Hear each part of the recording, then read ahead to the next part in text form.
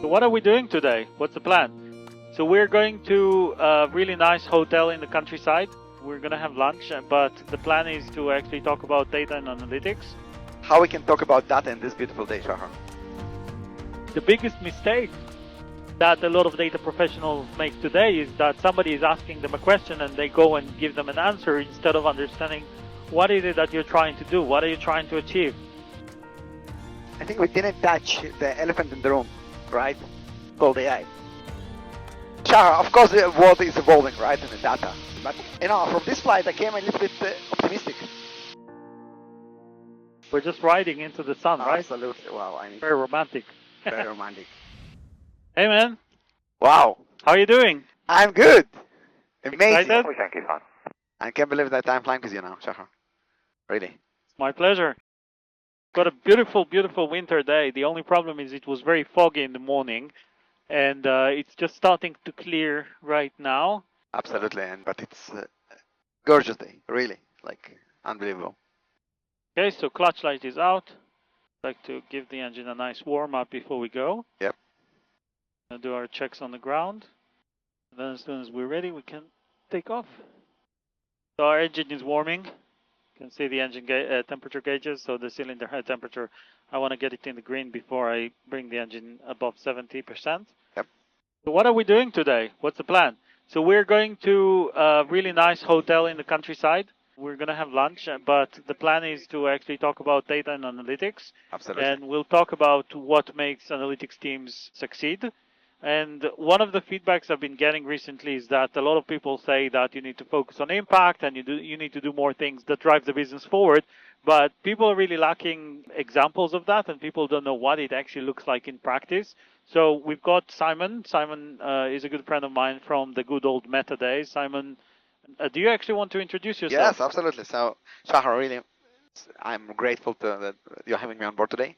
Really amazing. So, yes, we are friends and work together. And I'm also a pilot, not a helicopter pilot, but a plane pilot. And it's really great opportunity to join you on a helicopter flight today. So, yeah, and I am Director of Product Analytics at Elsevier, shared services organization.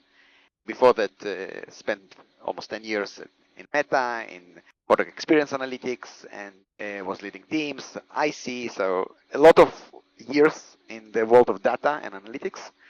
Yeah, and we work together with Shahar a lot. Yeah, it's a pleasure, and we'll continue discussing your background in a moment. Let's just get this aircraft off the ground. We have to get rolling. Yes. So I'm going to release the cyclic, and if you look at the rotor, you can see that it's going up and down. There's a few water bubbles on the screen. Okay, I got But if you look at the tip of the... yes, I see it. Yeah. Okay. Look to the side. Yeah, definitely. Okay, now I can see it. You see that it's moving. I can move it wherever I want. Yes.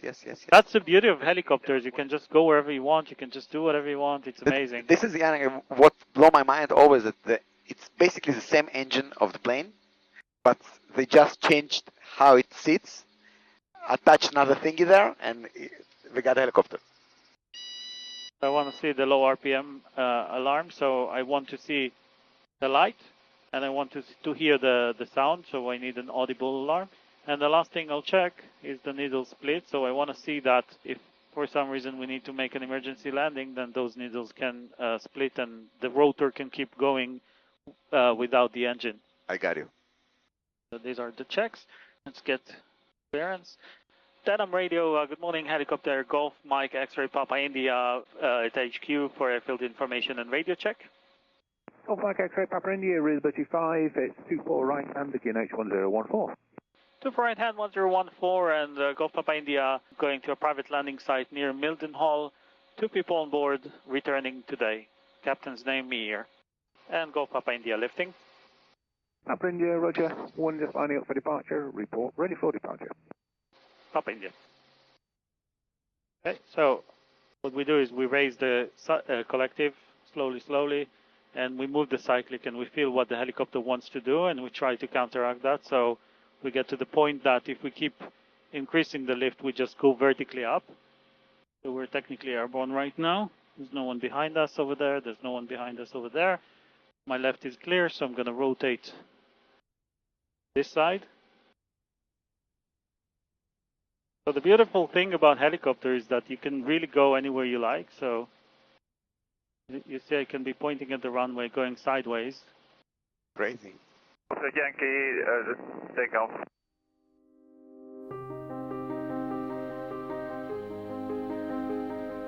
And go Papa India, ready for departure. Go Papa India, surface wind is calm. Papa India.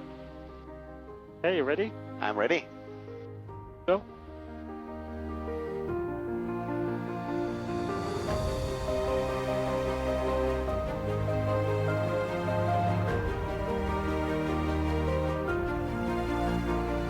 Beautiful. Wow.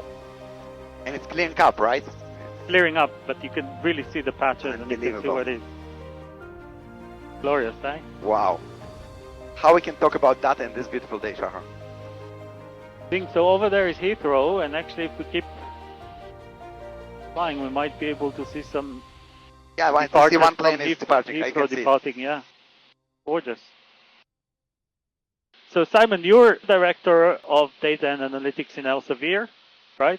In one of the teams in Elsevier and shared services, yes. How big is the company? How big is Elsevier? So Elsevier is a pretty big organization. It exists for 150 years and a very established organization and started as a publisher business. But of course, still publisher is a big part of Elsevier, but it's also a product organization.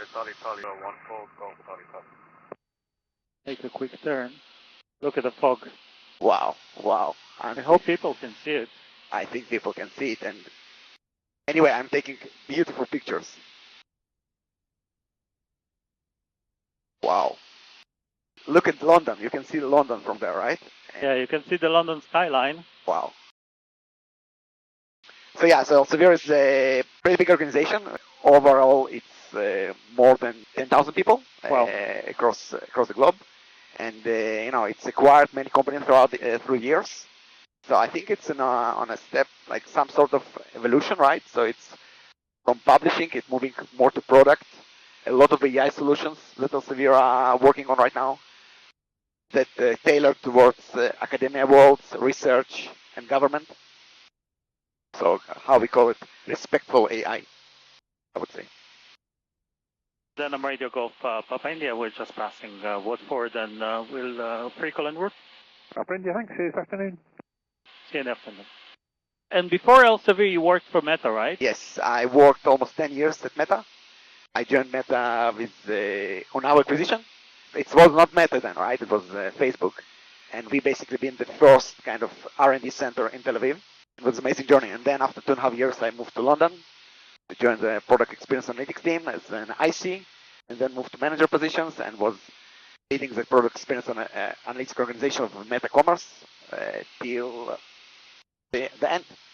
So Meta is pretty good with product analytics, right? Yes. What makes it so good with product analytics? Why are they so good?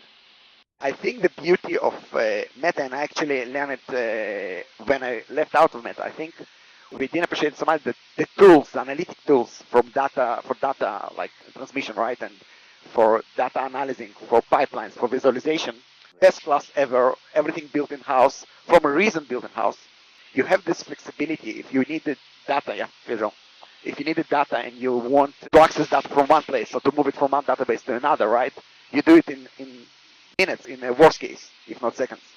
This kind of data organization not exist many other places. Data in Meta is in the core of everything, of every product decision.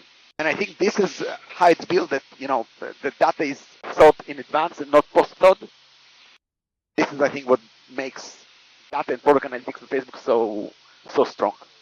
So it's more than the tools, right? It's also the mindset. Like data is not just an afterthought, it's the core of everything that you do. It's the way people approach product development in first place.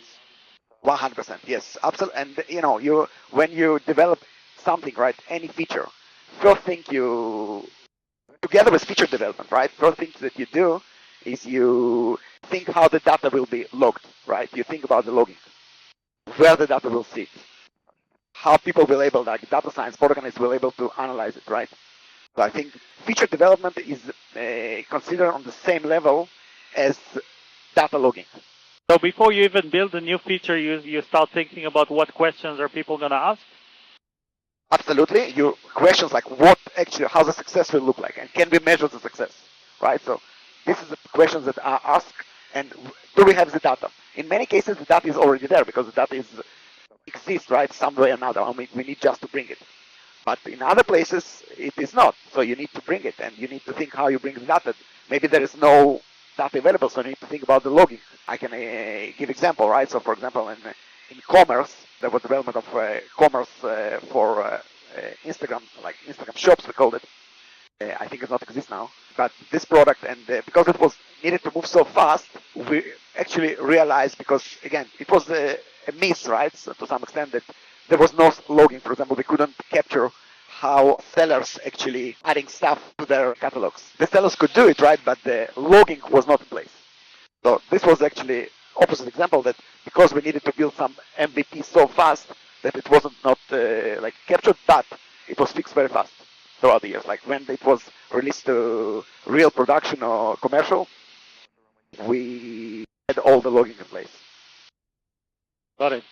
Yeah, so I think it's a very data-driven organization, and I think it can be a very good example for many other places. And I actually in Elsevier, I also try to build this kind of culture of data, and there is some successes to some extent in Elsevier right now. That in shared services, for example, we decided that our main data repository will be Snowflake, and we bring all the data into Snowflake. This one place, one source of truth that we kind of trust and hold our data there. So from all other products that we do. So I think it's something that we also already do in Elsevier right now. So how do you develop this kind of culture? How do you build it? First of all, I think you need to have very good like soft skills, right? And to speak with your product managers, your engineering managers, and people that you work with, and explain them why the data is needed, right? At the end, like any product manager will want to measure success, right? He wants to know, or she wants to know if the feature is successful or not. So you work with them backwards. Okay, how you measure success? Okay, what does success look like? What are the metrics to measure success, and how we can capture these metrics? So who does that? Is that analysts? Is that product analysts? Is that the data scientists? Is that data engineers? Like who does? Yes, I think it's joint work between product managers and product analysts. At the end, product managers, they decide the priority of the squads. But the job of product analyst is to make sure that analytics priorities like data capturing or data logging, like creating needed tables, all the stuff is captured in the priority of the product development. It's not post-product development that happens in many cases. It's before the feature is released, okay? That we need to think, okay, how we bring this data here. And it is job of, I think, 70% of product analysts. And who is developing this logging? Who is developing the feature? I think this was also interesting. Like in many companies, it's like was purely data engineering work. And if you don't have data engineers, like engineers won't invest in this. And I think we now realize it.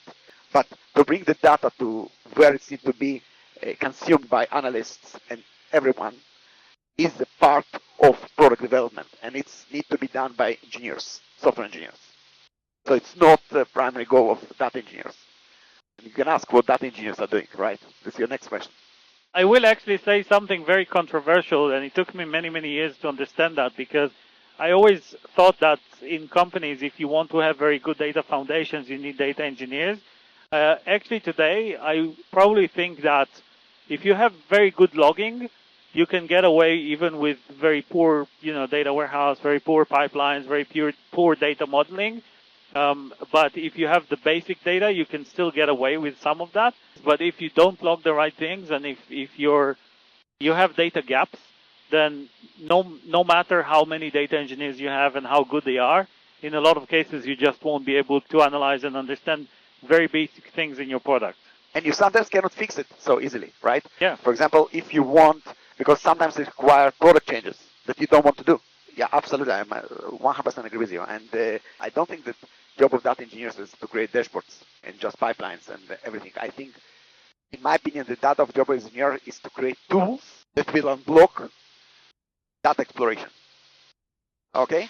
So you need to create needed tables, a needed data layer that everyone will able to consume. If data science need to do some, I don't know, some projection or some kind of some analysis that we can do analysis. If product analyst wants to do some retention analysis, they can do easily do retention analysis. Data will be there, and to some extent, some top-line dashboards. Right, this is very important. I think this is still a job for data engineers, but I think it's not just to create me this report on this report. It's not anymore. So, can you give me some examples for impactful data and analytics work that you've seen over the years, and how analysts or how data engineers and data people in general can be more impactful and drive the business? Yeah, I think so. I'll talk about like meta time. So, for example, in commerce, we've been doing some work on understanding seller experience. Right, one of my members of my team created a POC, some analysis based on this, but then we realized that actually the work that she did is very, very impactful. Okay, and this metric that she created, and again, we won't go too much details about the metric, but the metric about seller experience. And we realized that the metrics that she created is actually makes a lot of sense, not just for one team, but the whole commerce.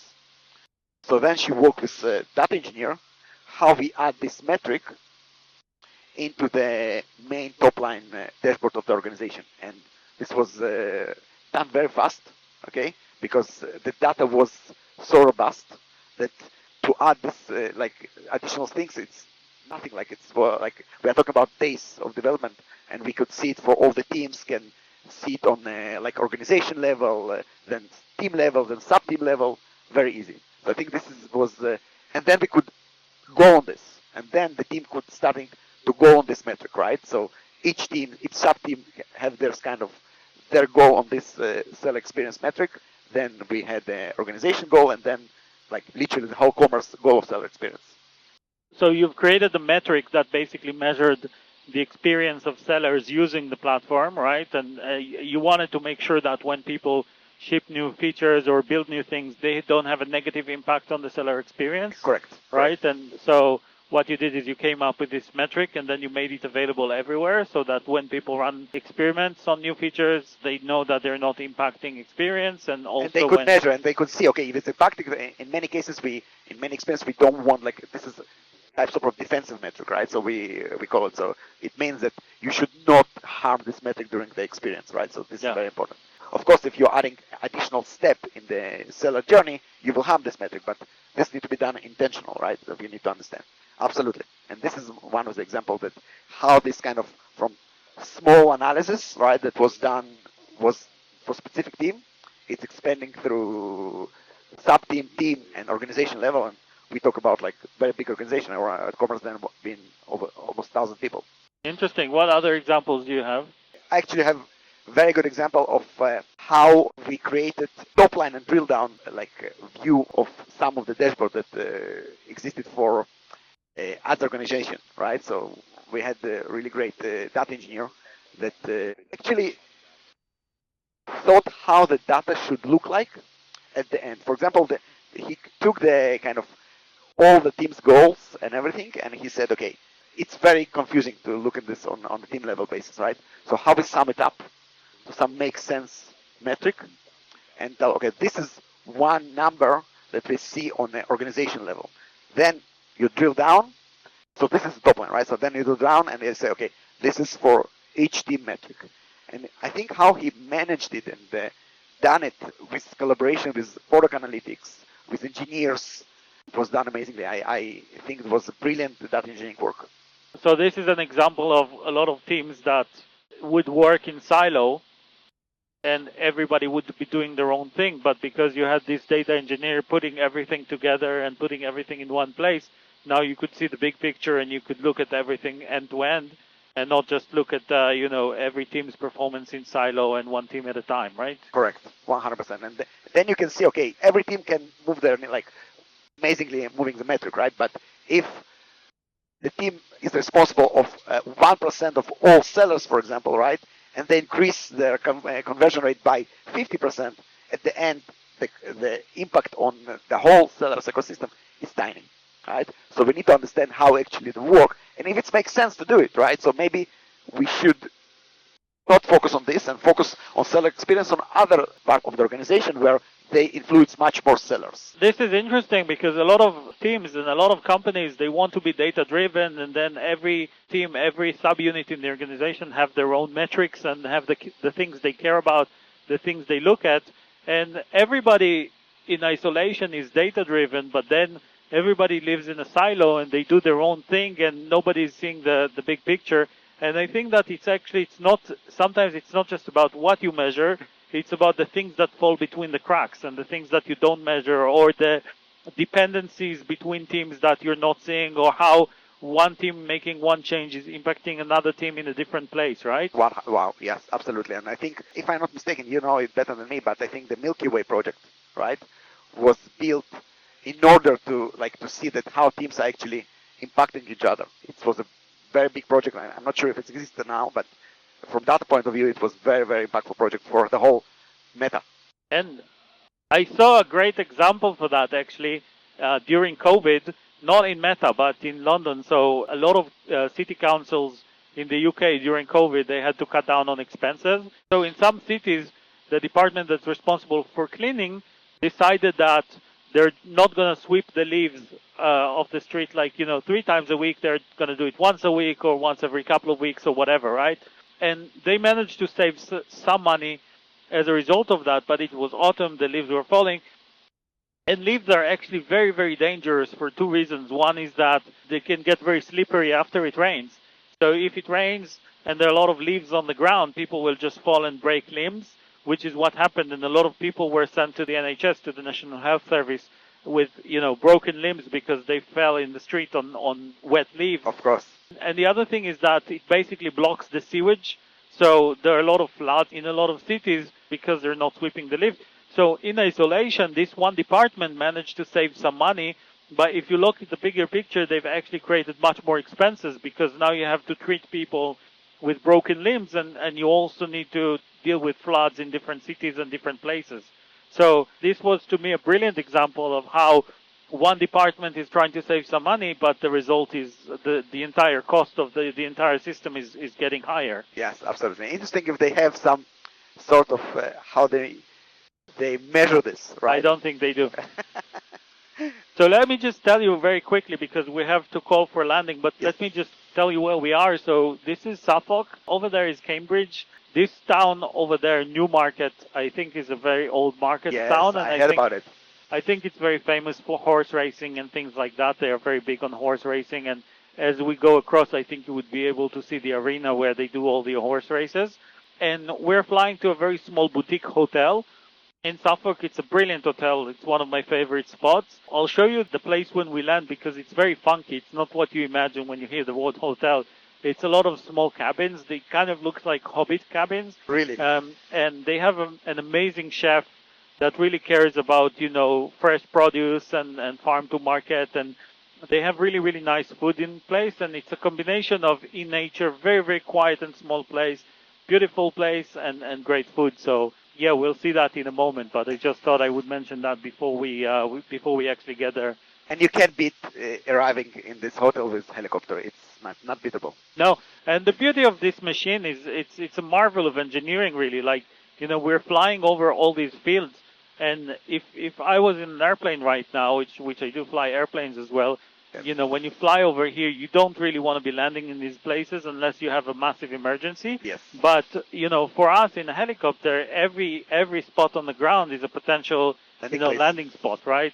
So let's call Lakenheath because we're getting very close. Lakenheath radar, helicopter Golf Mike X-ray Papa India requesting mass penetration.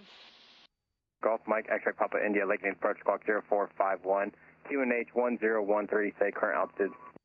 1013 and we're 1,700 feet, Golf Papa India.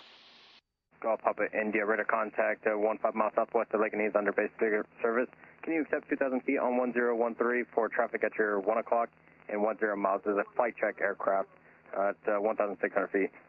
Climbing 2,000 and requesting mass penetration. We're actually landing within your mats in a private landing site. Golf Papa India, roger. Are you visual with the hotel? We're just over there. Okay. Straight ahead. 0412, We're just down here. Okay. See this big field over here, so just around it. Okay. I got you. Golf Papa India descending to land. Golf Papa India radio service terminated. Squawk 7000 for exchange. Approved. Good day. Service terminated. Good day, and Golf Papa India will call you again at a low hover. Roger.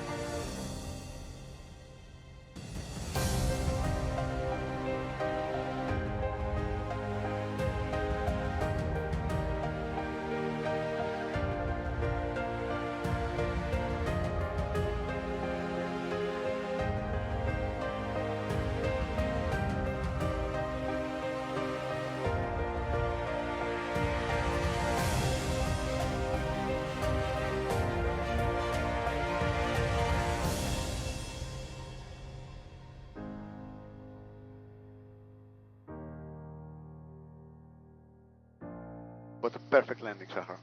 Wow. Thank you. Perfect. Amazing.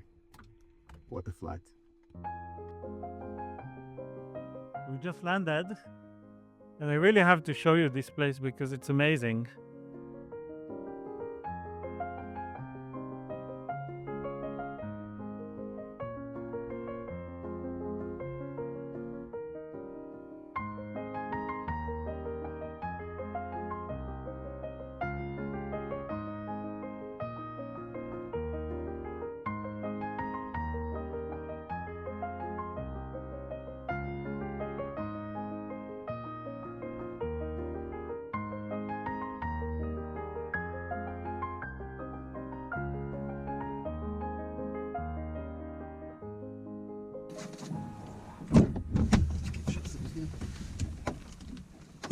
Alternator. Blades turning within 5 seconds. So the clutch is engaging. These two belts basically, stretching and stretching. You can see the clutch light. For how long I need to be on? So basically until it's fully engaged. I got you. So when you drive your car, you've got the clutch, and when you press the pedal and then you release it very quickly. In this case, the clutch takes a while to fully engage. Okay, so clutch lights out. So we'll give it a second to warm up. Okay. Do you see the cylinder head temperature? I'm waiting for this to get in the green because I don't want to heat the engine too quickly and I don't want to cool it down too quickly. This is also why we need to wait a minute on the ground when we stop. So I've got 4 checks on the ground. The first one is to check the magnetos, and I want to make sure that they both work independently and can disconnect if needed. The second thing I check is the hydraulics. So this rotor is pretty heavy, and if the hydraulics don't work, it would have been a lot of hard physical work to keep flying the helicopter, and this is why I need to use the hydraulic system to assist me in controlling the helicopter. But in case there's an issue with the hydraulic system, I need to be able to turn it off. Yeah, and So you always can control the helicopter without the hydraulic system. Yeah, and you also practice landing without hydraulics. Like, this is part of the training, but you need to make sure that if you need to, you can turn it off. The other thing I want to check on the ground is the needle split, so I want to make sure that the rotor can freewheel if the engine is disconnected. So what I do is I basically bring the engine power up to just around 80%, and then I roll the throttle back off, and I want to see that the engine is going down quickly while the rotor is following very slowly. I got it. So it has more inertia and it takes time to stop. And the last thing I want to check is the low rotor RPM. So if for whatever reason the rotor doesn't spin at 100% of RPM, I need to know about that. So I see the speed of rotation of engine and the rotor separately. So this is engine, this is rotor rotation. Correct. Interesting. Okay, so we can bring the engine to 75%. So just about there, and I'm going to check the magnetos. So this is right. I can hear and I can see the drop. Stabilize the engine because it was going up. So that's it. The second thing is the engine and rotor needle split. So I'll bring it up and then roll off the throttle, and you can see that the engine goes down. The rotor slowly follows, so I know that it can freewheel. The next thing is I'm going to remove the friction from the cyclic and the collective. And this is what I told you earlier. If you look at the tip of the it's going up and down.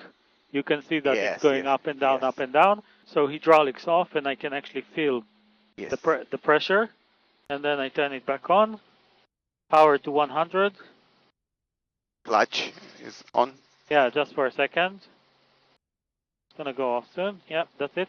And then bring the rotor RPM to 97 and bring it up, and I want to see and hear the low rotor RPM. Okay. Okay, so I raise the collective slowly, and I try to see what the helicopter wants to do and try to stop it from doing it. Let's see if they can hear us. Lake and Heath radar, hello again, Golf Mike X-ray Papa India. Liberty 01, contact tower. Let's go.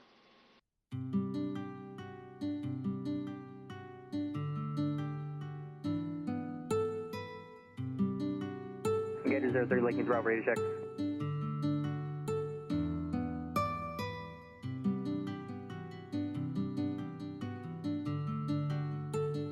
Gator 03, descend and maintain 3,500 feet, altimeter 2987, pass message.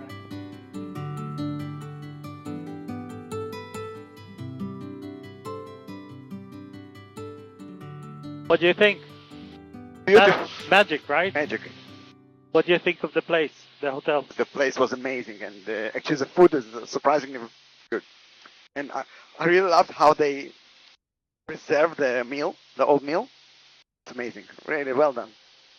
Very And- special, right? And I told you, like, nothing can beat arriving in this hotel a helicopter. Really, it is I bet. best. So we started talking about, analytics teams and some example, like real world examples of making impact with analytics. I was just trying to think if you have any other examples you want to share. Yeah, Any specific examples? I think we didn't touch the elephant in the room, right? Called AI. I think it's important topic to talk about, like, what happened with analytics and data in AI world. Okay, is it going to change or not going to change? And I think I'll tell you why. Because I think to some extent in analytics, right? So we had the people who created reports, dashboards, this kind of stuff. I think there is still demand for this, but demand for this will be pretty much limited, right? And few people will do more things. Okay, I think the analytics will need to lean more on the deep dives, to understanding the whys, the questions, okay, to really do analysis. This is something that AI won't be able to do that fast. In the world of AI, I think the deep dives will play more role in analytics impact, in my opinion. And how you do kind of analysis to influence the product, not just like ongoing support of dashboards, experimentation, this kind of stuff, but really deep dive. Why users are churning, okay? To understand the reason to do this kind of stuff. This is my opinion. I think that answering the question has never been the difficult part. Asking the question was the part. Asking the difficult has always been the difficult part. And the thing that I see a lot of people talk to me about all these startups and products that instead of using SQL, you can use plain English to ask questions and analyze your data. And first of all, I'm not sure that this is better, right? Because how do you describe a full outer join using plain English? It's actually very difficult. And SQL being a very declarative language, you just describe what you want in very specific ways. Yeah. But the problem has never been getting the answers to questions. The problem has always been asking the right questions. Yeah. And I've been leading and managing analytics teams for probably over 20 years now. I've been very often in situations that people just come and ask the wrong questions in first place. And the biggest mistake that a lot of data professionals make today is that somebody is asking them a question and they go and give them an answer instead of understanding what is it that you're trying to do? What are you trying to achieve? Why are we asking these questions? Why is this the right question to answer? Why is that the right way to frame and look at things? And actually the best analytics people I've worked with throughout my career in all different places, the most analytical people were best not because they knew SQL or Python better than others. They were best because they knew how to ask the right questions in the right way. They knew how to frame situations. Their logical thinking was better than everybody else's. Yes. I think you're 100% right. And I think this is what distinguishes really great product analysts, right, from product analysts, Yeah. right? I think this is the right question. Yeah, I work with really amazing data scientists that know what question to ask and when. Also, we need to be careful here. Some people are asking questions for the sake of asking questions. Okay, well, I would like to analyze this churn, right? Why users are churning, but why we need to answer this question? Why understanding churn of these users is important? This is, I think, very important questions that we need to take into account. Not to ask questions that are not relevant, and they need to be always aligned to the mission, to your goal. When you ask the right question on what subset of users, and I think this is super important. How do you use AI today? Yeah, so I don't think any one of analysts in our team is actually writing query without AI, right? A SQL or Python, you don't write without AI. Just Yeah, someone so that's replacing searching on Google or Stack Overflow or something, right? It's not just replacing; it is changing the way. It's not the same. I don't think it's just people are not searching for Stack Overflow or Google. I don't think so. I think it's totally different. You can get proper queries that will give you the right answer that you want if you explain it correct, right? So, for example, OpenAI and Gemini as well, but we use OpenAI and embedded in our systems, and we can ask a question and explain the tables. It also remembers the tables that you've been using already. And I want to get this, and I want to get this table, basically. This is what you are telling.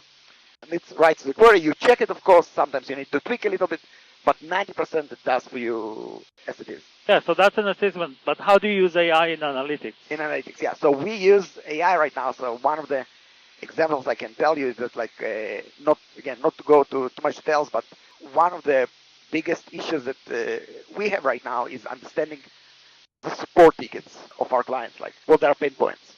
Okay, the submit support, we have chat, calls, web, whatever. We have a bunch of support tickets, and we need to understand. And the goal is to reduce the support ticket. Like you want to understand how much of these support tickets are actually real problems and feature requests, for example, right? Before AI, most of the support tickets have been marked as issues, pain points.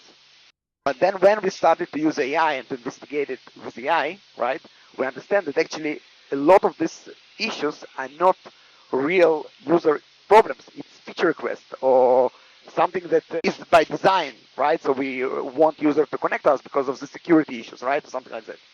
So AI really, and we kind of can squeeze out the real support tickets that we have, how much of real support tickets we have right now, and what are the actions each team needs to take in order to solve them. And we use AI for this a lot. I think we are now addressing the pain points of users in a better way because we really can understand what the real issues are. So I think this is the big change, right? In the past, there are some things that you wouldn't necessarily think of as part of your data set, right? So like call recordings, call transcripts, videos. For data people 20 years ago, this wasn't necessarily like a data that was interesting in any form or shape, right? Like maybe they would have people manually going over transcripts and tagging them and things like that. But it was the metadata that you were managing. And I think that today you have many more capabilities, and using AI, you can basically take a video or call or a transcript and turn that into a metric that you can then use in the way that you would use any other metric in product and analytics. Yep. And I think that's a big change. Absolutely. And you're turning something that in the past was not necessarily interesting data into very, very not considered as a data. Yeah, it was somewhere, but Yeah, but now it's very valuable. It requires so many data. Yes, absolutely. To understand it. Of course, everything needs to be done with cautious because it's personal data with people, so you definitely do it in an anonymized way and not. Yeah, and also just hallucinations, and AI is not the most accurate thing. But if you want to get a sense of exactly what you said, like how many of my calls to customer support centers are actually real user problems versus something else, then for this kind of classification, I think this is a very powerful tool. Absolutely, and it can be done very fast. Yeah. This is a few hours, and we got a model with a new classifier. Easy. What do you think on your side, like on data engineering, Shahar, is like how real core data engineering work, in your opinion, will change and then evolve in the next 2-3 years? It's a good question. I think that the coding and building part, as you said, is going to become easier with AI. And even today, you have a lot of tools that can build things for you, and you will have agents building things for you and maintaining things for you. Doing the on-call and support is going to become easier because you will have things automatically fixing the data for you. What I don't see is changing is the need for data engineers to understand the business, to be engaged with the business problem, and essentially be the bridge between what is the data that we produce and log and how we can actually use it. I don't see that changing in the near future. I think that people who are saying we're just going to produce whatever data and then we're going to be able to use it without structuring it, without organizing it, without cleaning it, I think they're being a little bit delusional. Maybe that's going to change in the future, who knows, but at least right now, I think there's going to be a lot of work in turning data into valuable data, and that's not changing. But I think the actual work of data engineers, like the technicalities of it, will be automated to some extent. And where data engineers would be able to spend more time is essentially translating the business into what is the data that we have, what is the data that we want to have, and being that bridge. Yes, absolutely. So you still think that data engineers will still need to write Python and create data pipelines to some extent. It still will continue. Maybe less, maybe few people will be able to do more, but it still will continue, right? At least in the foreseeable future, I don't see a path where that's not the case. That's what I think. But again, this thing is evolving so fast that what I think or what you think, that doesn't matter, right? What matters is reality. What is happening in the reality. And I think that this is where you have to go back to the basics and say, okay, I don't know what is going to change and what is not going to change, but what is always going to be true. And I think that the data engineers, no matter what is going to happen, they will need to really understand the business, and they will still sit between the business and the product, between the business and the technology, between the business and the underlying data. So the better you are at understanding the business and translating business concepts into data products, the better you will be, and the safer and secured your job will become. Yep. Yeah. So if you are kind of fourth monkey, you don't have job security. Yeah, I don't think so. I think that a lot of these things will probably go away. So the example I gave that we discussed over lunch was we looked at, I have this video, maybe I'll put a link to that in the description, but this is a great video that shows how animators used to work in the 80s. People working in Disney, for example, and creating animation movies. They used to do everything by hand, and you have people who created the characters, and you had people who trace the characters, and you had people who paint them, and it was a lot of manual work, and all of these things were done by hand. But fundamentally today, all of these people probably lost their jobs, right? Because this is not how you create animation movies today. Does this mean that we don't have animation movies? No, we have way more than we have in the 80s. And way more people are dealing with animations right now. The industry is the industry crazy, right? has grown, by orders of magnitude. It's become a lot bigger. You have more people doing it. They're just doing it in a different way. The thing is that this transition period is the most painful one because people lose jobs before the new ones are created, right? Yeah. And more jobs will be created in the future, most likely, but they're going to be different, and we still can't imagine what they would look like and what are the skills and what kind of people will be doing them. And so that's the transition that is very painful. I got you. By the way, look at this. Isn't that gorgeous? It's gorgeous. It's gorgeous. And the sun is like... We're just riding into the sun, right? Absolutely. Wow. Very romantic. Very romantic. Really. You can see over there very faintly, very, very faintly, the skyline of London. If you look through the fog and the clouds and everything, you can actually see it. On the way here, actually, I had a great picture of... yeah, you had a good view. So, Shahar, of course, the world is evolving, right, in the data. But, from this flight, I came a little bit optimistic. Look, I'm very optimistic. I think that it's a period of change. Most people don't like change, but I think that over history, if you look at every revolution that we've had, it was difficult, it was painful, and it was better in the end. Right. Right? The question is, how do you manage the transition, right? So there's a stable period, there's another stable period, in between there's instability. What do you do during this instability period? Do you just keep doing what you do? Do you change and adapt? Do you learn new tricks? How do you deal with the ambiguity and the things that you don't know? And that's the biggest question. This is what my next talk about the $1 million data professional is actually about. I actually think that this is where, for some data professionals, this time, right now, with all the uncertainty and instability, is probably the golden time. Like, that's going to be their biggest opportunity ever. And some people will know how to seize it, and some people will lose their jobs. Absolutely. And everybody has a choice to make. Yeah. Are they going to change and learn and adapt, or are they going to try to do the same thing and, gradually lose everything they have? Absolutely. What this town, actually? Wellwyn Garden City. I got you. Well, yes, yes. I'm cycling here many, many times. It's an amazing place to cycle. Now so this is St. Albans. Yes. Really? This is already St. Albans? Yeah. Ah, okay. And you know the big cathedral? They have the big, massive cathedral over there. Of course.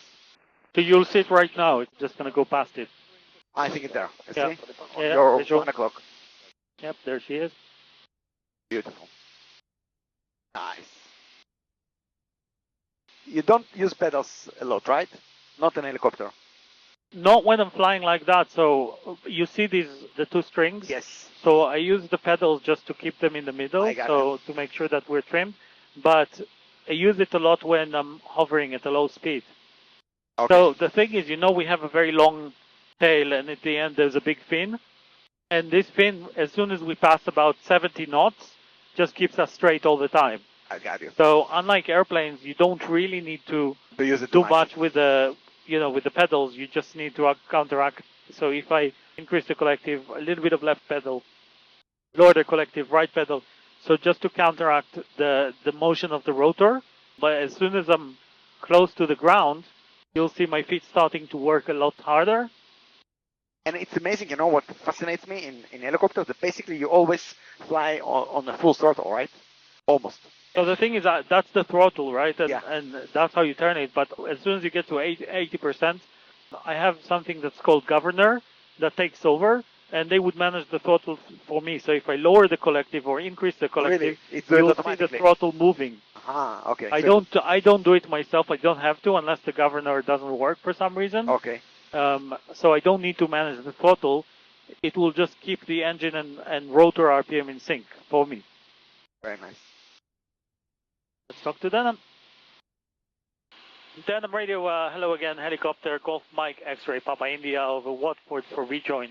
Golf Mike X-Ray Papa India, good evening, this is 06 left hand, QNH 1011, report St. Giles. 06 left hand 1011, report St. Giles, Golf Papa India. So we've got two waypoints to enter and leave Denham. One is Maple Cross, which is like just over there in front of us. It's like a white building. Okay. It's pretty visible from afar. And the other one is St. Giles, which is this small, tiny church that we went over when we departed. Now the runway direction has changed, so we're actually coming the same way we took off, right?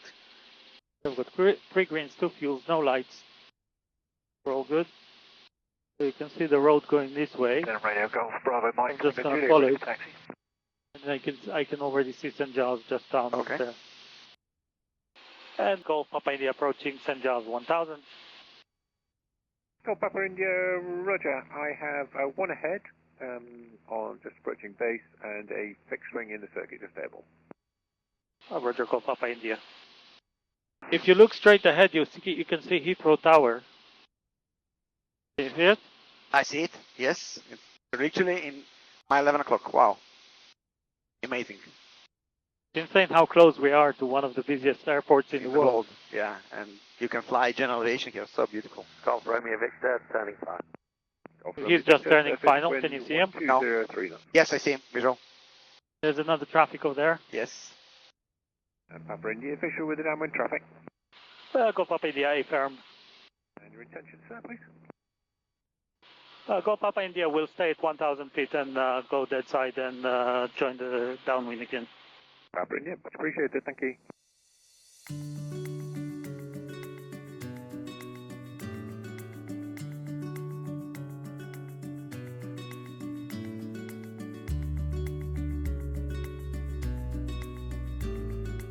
Go Papa India, turning base.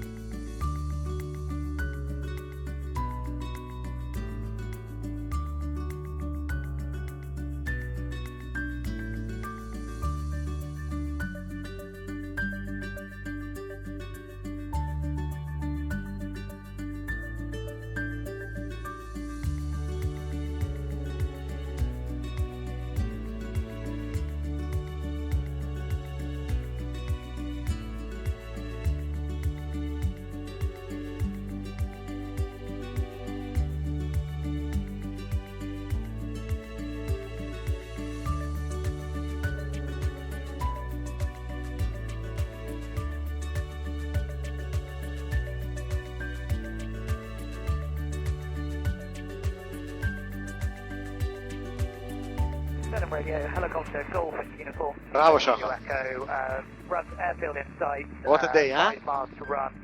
What a day. Inbound from the southwest.